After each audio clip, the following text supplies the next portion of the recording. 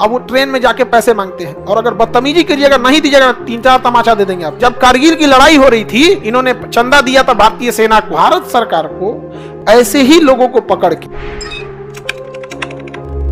देखो बाबू, किसी के ऊपर आप तब हंसिए जब वो अपनी गलती किया हो तब। अगर प्रकृति ने उसे वैसे बना के दिया है तो कभी उस पर नहीं हंसना चाहिए, क्योंकि प्रकृति किसी के साथ कर सकता है खिलवाड़।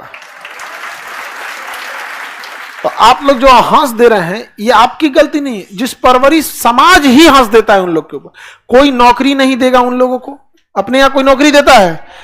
सरकार तो मजबूरी में, सरकार का तो नियम है, वो तो नियम बना दीजिए। कौन प्राइवेट आदमी अपने यहाँ उनको नौकरी देगा? कोई नहीं देता है। बिजनेस करने जाइएगा दुकान पे तो लोग मजाक बना के रख देंगे उनको। मजबूरी में उन लोग भूखे तो मरेगा नहीं, इसलिए वो लोग समाज में लड़ना सीख गए। अब वो ट्रेन में जाके पैसे मांगते हैं, और अगर बदतमीजी करिएगा, नहीं दीजिएगा, 3-4 तमाचा दे देंगे आपको। कहेंगे ये तो नौकरी करने नहीं दिया, बिजनेस किए तो खिलवाड़ बना दिया यहाँ पे, अब आओ यहाँ पे। या किसी के यहाँ बच्चा चाहता है, जन्म लेता है, तो आते हैं लोग, खुशी से लोग दान देते हैं यहाँ पर। उनका जीवन कितना टफ हो गया कि नहीं हो गया? यहाँ पे भारत सरकार को ऐसे ही लोगों को पकड़ के 100-200 का ग्रुप बना के एक पूरी फौज बनानी चाहिए।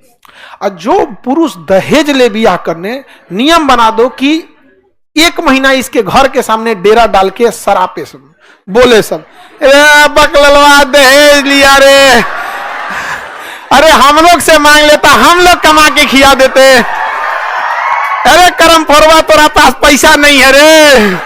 नहीं समझ में आया? 1 महीना में नाश देगा सब आदमी, दहेज का सामान वापस देगा, और जबले वापस ना दे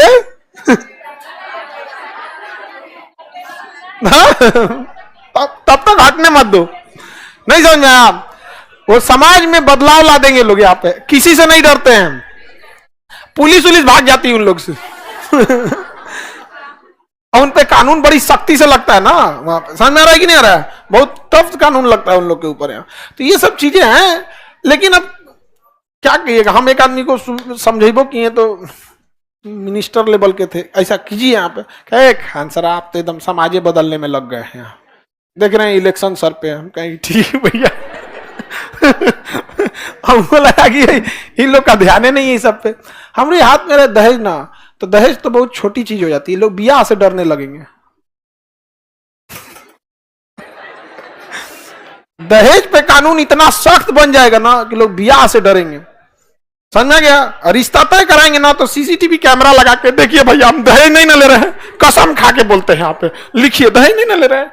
इतना टफ कानून बन जाए ना, लोग, संविधान में इतनी ताकत है ना। तनी आप सुने होंगे कोई नेता को कुछ बोल दिया होगा, हमारा प्रधानमंत्री ऐसा, राष्ट्रपति, किसी की हिम्मत है जो सुप्रीम कोर्ट के जज को बोले? तो बोल के दिखाओ, अगले दिन अवमानना का केस करके सुप्रीम कोर्ट में बुलाएगा, यहाँ पे इनको जेल भेजिए, यहाँ पे, समझा गया? बोल के दिखाइए। कानून में वो ताकत होनी चाहिए यहाँ में। कानून अगर सख्त नहीं है ना तो लोग खिलवाड़ बना देंगे उसको यहाँ पर। और जब वो पैसा बचेगा तो आप लोग के किस में खर्चा होगा? एजुकेशन में। जब एजुकेट हो जाएंगे आप लोग तो पक्का देश आगे बढ़ेगा। हम लोग अकेले बस का नहीं है, पुरुष के बस का नहीं है, मजबूरी है जो आप लोग का साथ चाहिए ताकि देश आगे बढ़ सके। यहाँ सबका साथ चाहिए यहाँ पे। और हम लोगों ने एक ट्रांसजेंडर को बिना किसी काम के ही बाहर कर दिया समाज के बाहर तो किए ही, अर्थव्यवस्था से भी बाहर कर दिया उन्होंने।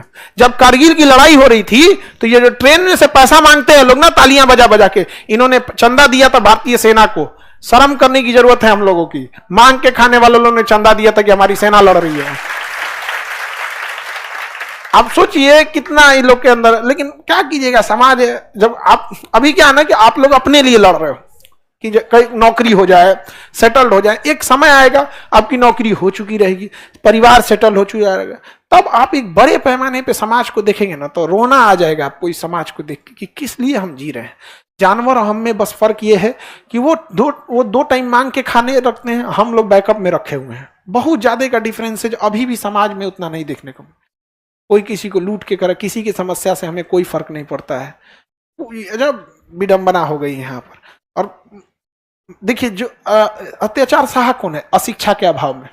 अशिक्षित शिक्षा थोड़ा सा भी आ जाएगा ना तो सम्मान मिलते हैं। एक कुत्ता है ना, कुत्ता अगर वो थोड़ा सा शिक्षित मतलब ही नहीं कि लिखना पढ़ना सीख जाए, उसको बोले बैठो, अगर बैठ गया, खड़े हो, खड़ा हो जाएगा, हाथ मिलाओ, हाथ मिला, उसका बहुत इज्जत होगा।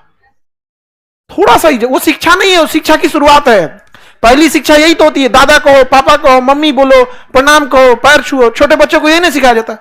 थोड़ा सा एक जानवर में भी अगर ये आ जाता है ना, तो चाहे वो भले सड़क छाप कुत्ता है, लेकिन लोग उसको रखेंगे, अरे बहुत अच्छा।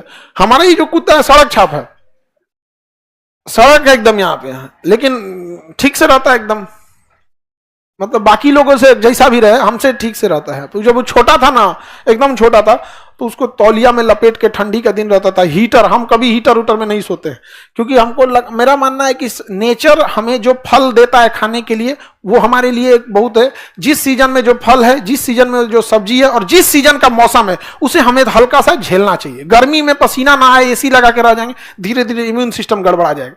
उसके लिए हम हीटर लाए थे, उसे जरा उसमें सुलाए थे, वो पहला दाग लिया जाके अपने को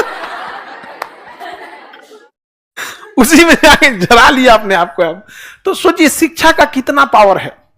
आप सोच रहे हैं, सर्कस में उन्हीं जानवरों को रखा जाता है जो हल्के से शिक्षित हो जाते हैं, और जो दूर रहा, देखिएगा महिलाएं शिक्षा से रोका गया, पिछड़ी जाति के लोग, दलित समाज, आदिवासी समाज के लोगों को पढ़ने नहीं दिएगा, पीछे रह गए कि नहीं रह गए, महिलाएं पीछे